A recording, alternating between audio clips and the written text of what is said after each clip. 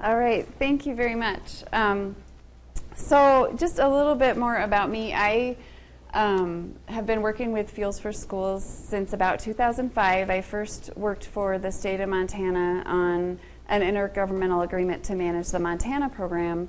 But prior to that, I actually did some work in the public affairs arena to promote the program. So I'd become familiar with it while I was working on my master's. And then since about 2010, I've been back at the regional office and working on a more broad area beyond Montana, mostly Montana and Idaho and North Dakota.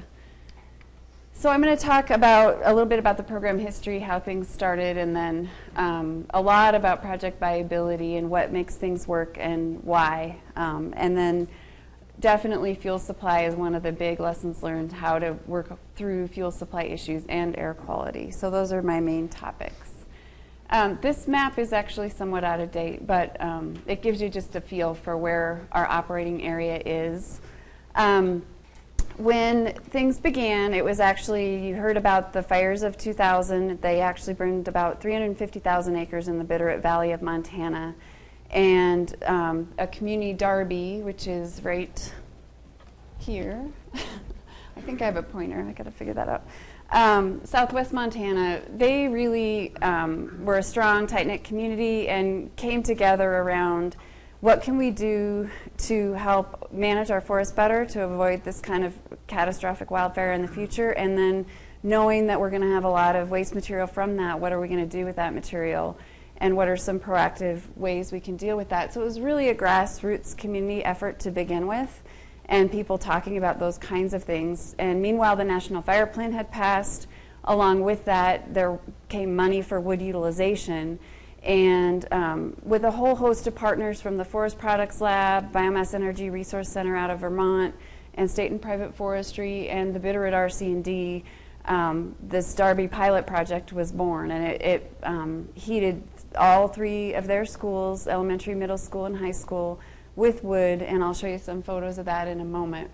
But that was the genesis of this Fuels for Schools concept, and from there and that success, the northern and intermountain regions really decided to focus that National Fire Plan wood utilization money, at least a portion of it, on this idea of rural, small-scale heating systems where you could use material very locally derived to heat these little facilities. And so Fuels for Schools came from that.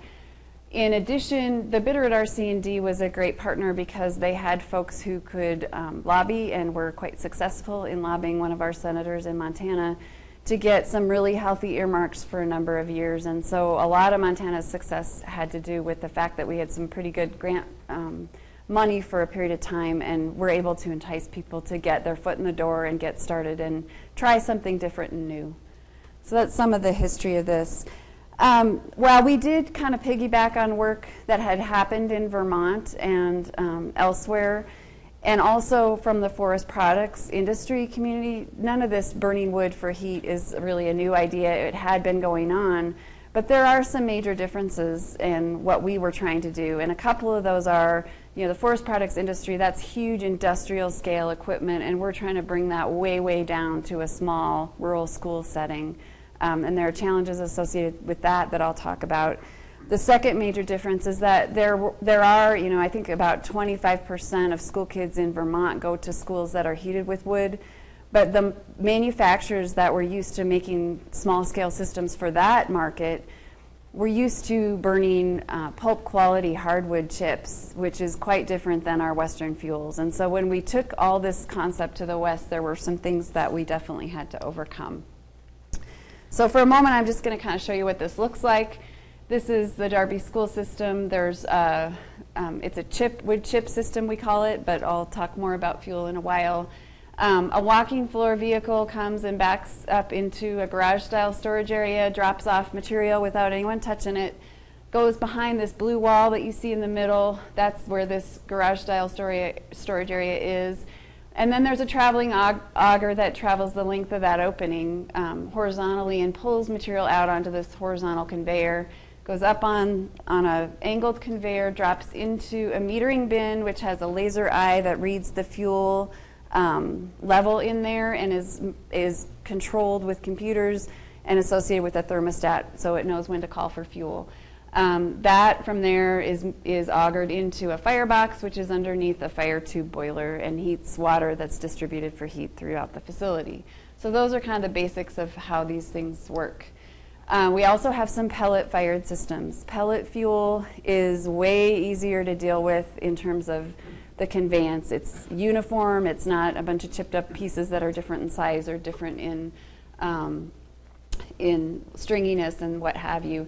So it's much easier to deal with. You can do it in smaller applications. And this facility here is Townsend Schools. You can see how tight this boiler room was, and we squeezed in these biomass systems there, which are pellet-fired systems. They could build the storage area outside in a grain-type silo that's gravity-fed. So there were some advantages in this really tight, close area where they didn't have a lot of space for big trucks and things to deliver, to putting a pellet system in as opposed to a wood chip system.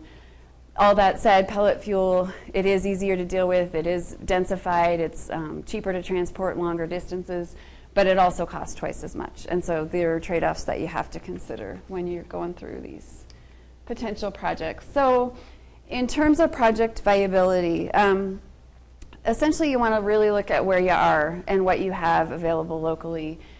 What is the current fuel type you're on? We've heard a lot of folks talk about, propane and fuel oil are really high priced still, whereas natural gas has dropped considerably in recent times. And so competing with natural gas is really difficult right now.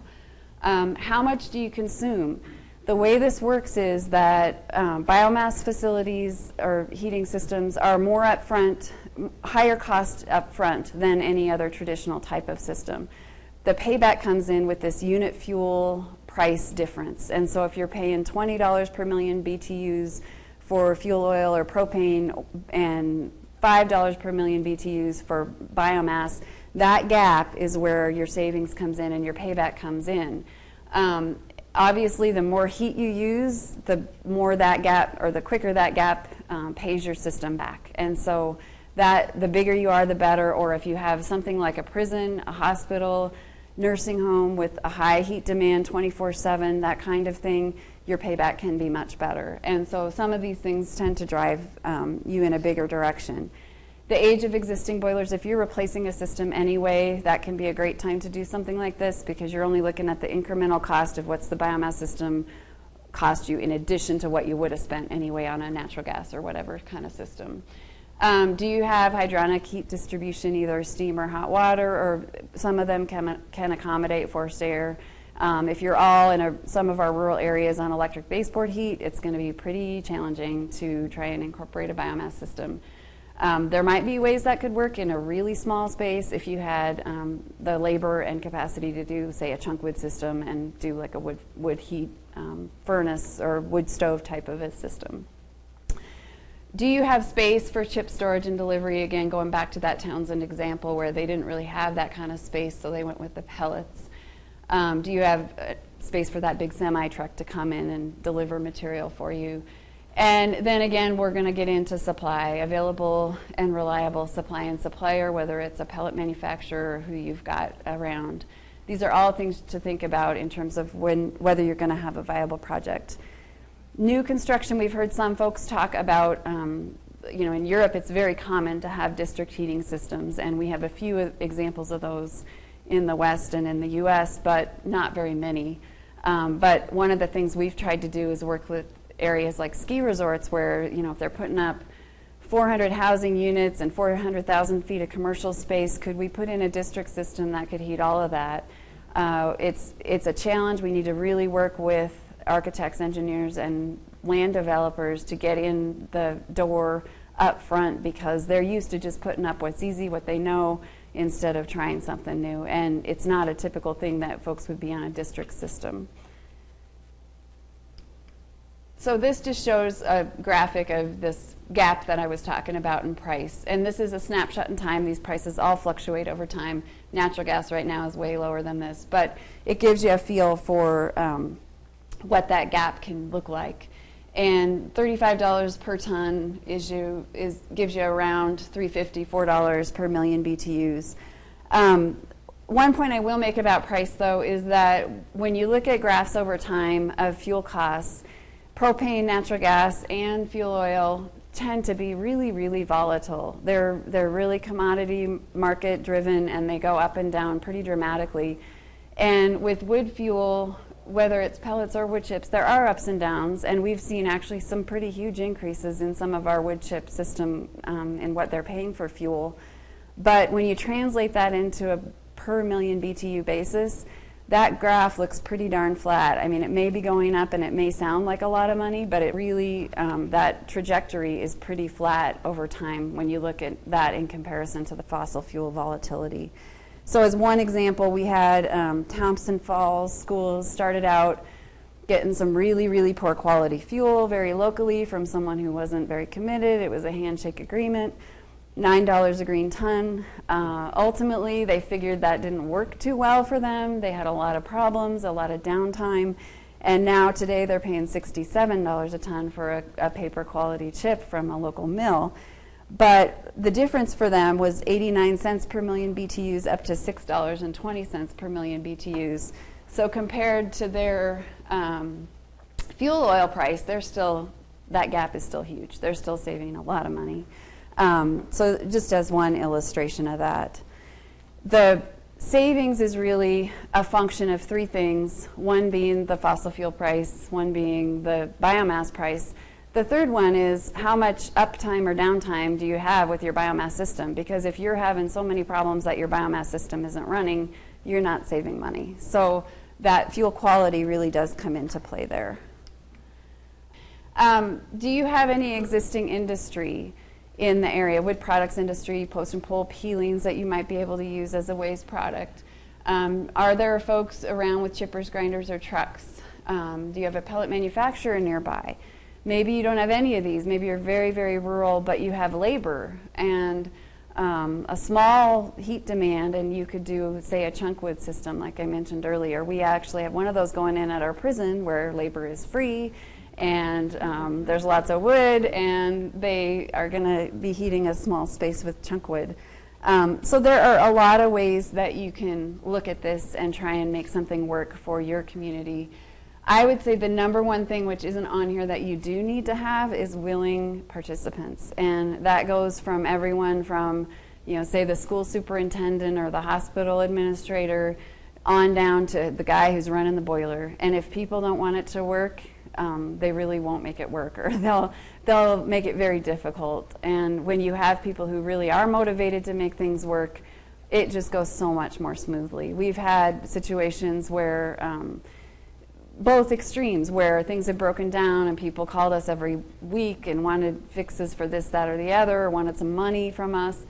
And on the other extreme, where things broke down, we never heard a thing about it, and they just manufactured some little fix to it, and we're all good to go and off on their own. And so it's really about managing people. It makes a huge difference in terms of who you work with and whether things work well. So a lot of this, these points are from a paper by Bill Carlson, who's a consultant out of Redding, California, who does a lot of biomass energy, like electricity types of projects. But there are a couple really important points in here that I wanted to bring out. This was a paper he delivered in 2009. I haven't talked a lot about fuel quality yet, but I will, and it's a huge issue. The main thing that I want to point out here is that small equipment doesn't necessarily cost much more than big equipment, and so economies of scale tend to drive projects bigger. On the other hand, it can be a real challenge to do isolated small projects in an area if you don't have any industry available. So as an example, if you need 1,000 tons a year, like the Darby Schools systems, and you're paying $40 a ton, you're not going to go buy, that's $40,000, you're not going to go buy a $500,000 chipper or grinder to feed that system. No one's going to do it for you and become your supplier. So it's an important thing to keep in mind, this issue of scale and what makes you work. So fuel supply, I'm going to talk about how to identify and quantify sources, fuel specifications, and then what we do to help folks compete for a fuel supply contract. These are all viable sources of fuel. We tended to focus on slash from forest management in Montana because, at least initially, we had really healthy markets for residues from sawmills and other areas. Since then, our pulp mill has closed, so we have lost a lot of that market, but that was a big reason for that. Power line development clearing, landfill waste, and urban waste. Someone mentioned the St. Paul, Minnesota example where they're heating and powering most of, or a big portion of downtown St. Paul, Minnesota on urban tree trimmings from their area. So these are all really good sources. The key is how they're processed and handled to keep them clean and good quality fuel. In terms of quantifying fuel sources, one of the first questions people ask is how much do you need and do we have enough? Are we going to run out of fuel? And so trying to figure out what you need and how detailed you need to be in this kind of analysis is important. Knowing your community and how much information they want when in order to make sure that you're doing things in a way that looks sustainable to folks. So some of the things we do here, and since we had worked on a lot of this, the Coordinated Resource Offering Protocol has come into being. That has done a lot of similar work to what we did in terms of quantifying material, and it can be a very valuable tool. It's an underutilized tool at this point, and Scott and I are working on some ways to try and beef up the utilization of that, along with Craig Rawlings and other people. So how far to reach out? Generally speaking, the closer the better. We usually looked at 50 to 80 road miles, or drew a circle on a map of 30 to 50 kind of air miles. Looking at what is the planned land management activity. So not just what's out there in the forest that we could potentially take, but what is actually going to occur, what's the NEPA status of that project, what's the road system look like, can we get chip bands in there, how far is it on gravel versus highway roads. All these things impact the cost and the availability of fuel. Quantity is slashed. We talked about like the pinyon juniper, they were talking about 5 tons per acre might be available. When we do thinnings in Montana, it's anywhere from 10 to 30 tons per acre, depending on the forest type and what kind of treatment you're doing. So understanding all of these things. And then private lands can be really tricky because it's really market driven. And so what we've done is look at like a 10-year history within that geographic area, and DNRC keeps, the Montana Department of Natural Resources keeps information on that. So we get, you know, a picture of the volatility over time of what's come off private lands year to year, as well as what's the running average and what might we expect to be available from private lands. So put all that stuff together, have a pre-bid meeting, and provide it to suppliers to let them know, okay, here's some potential ideas of where the supply might come from. Folks that are going to bid on this fuel supply contract. You have to be really clear. We have a big disclaimer, like none of this is guaranteed. You are the one who has to be responsible for going and getting all this under contract. But it can be useful to kind of give everyone a level playing field in terms of what they might be able to access in fuel. It's also helpful, again, in communicating with the facility and community, because usually you're able to demonstrate that there's way, way more stuff available than your little facility is going to need. A couple brief things I'll talk about. In Region 1, when we still had the pulp mill, they actually instituted a policy where they were requiring operators to delimb everything down to the point of breakage. And so they delimbed and decked what they called peewee logs that wouldn't traditionally have had any market. And what that did was really add some value to this stuff over here, and they left just the feathers, or the branches basically, and needles, to do the slash burning and actually dispose of this stuff. So it added quite a bit of value to this, and it made it really good for, say, boiler fuel. Another thing, DNRC actually provided some incentives for utilization by giving preference in a bid process. If it was optional, but if an operator said they would use material instead of burn it, that was given some preference. So there are ways to help facilitate utilization on the agency's part as well. The fuel specification, I can't stress this enough. It defines what is acceptable fuel for the supplier, but it also tells the boiler manufacturer what you plan to burn. Communication is so important on this. You need to have very close coordination between who's writing the fuel spec for the boiler manufacturer and who's writing the fuel spec for the fuel supplier. We've had situations where those weren't coordinated and it was a disaster. The main elements of your fuel specification are what's the size range, particle size range of what you can accept, what percentage of overs, what percentage of fines, what's the processing method, is it a ground product or a chipped product, what composition, does it have bark needles, is it a whole tree, or is it just a bullwood product, and then moisture content. And from all these sources, you want to also convey what's the range of variability that you're going to expect. And so if one day you think you might get pallets ground up from the landfill, and the next day you might get stuff from the woods, those are really different fuels. And you need to know that your manufacturer understands you're going to have that kind of variability, and can they handle it? And really work with the manufacturers to get honest answers. It can be challenging. They can all say, we can burn it all, and they can probably build a system to burn each of those fuels, but can they build a system that can burn that entire range on a fluid basis from day to day or hour to hour? No, they really can't. So you got to be extremely clear about all of this. That just shows chipped and ground, so you can understand the kind of slickness of a chipped product versus ground materials, real fuzzy and can bind together and has some different issues. So your specification is going to affect your cost, and it's also going to affect your operation and maintenance. The fuel cost, if your supplier is going to have to do something in particular, say screen the fuel because it's different than what they're delivering to the CHP, the huge industrial plant down the road, that's extra cost for them. If they're going to have to grind it twice, that's extra cost for them. So you got to know that your spec is going to affect your cost, but it's also going to affect operations and maintenance.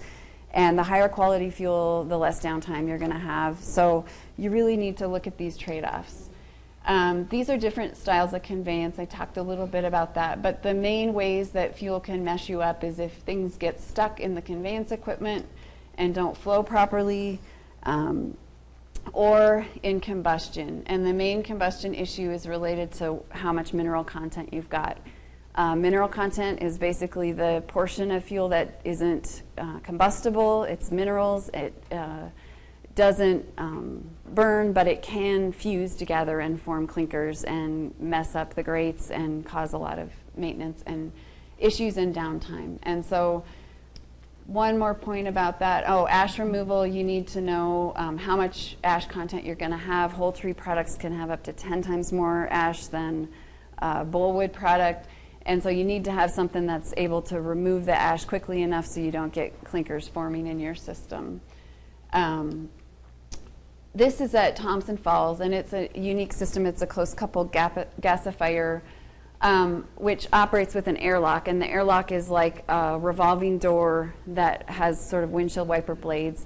The point being that it's supposed to control the airflow into the system. And in some cases, we've had oversized pieces block that airlock. Too much air got in the system, and that created higher temperatures in the firebox and then created clinkers. So it's not always just merely the mineral content or the dirt or rocks or whatever. It can also be the size that can cause you some problems.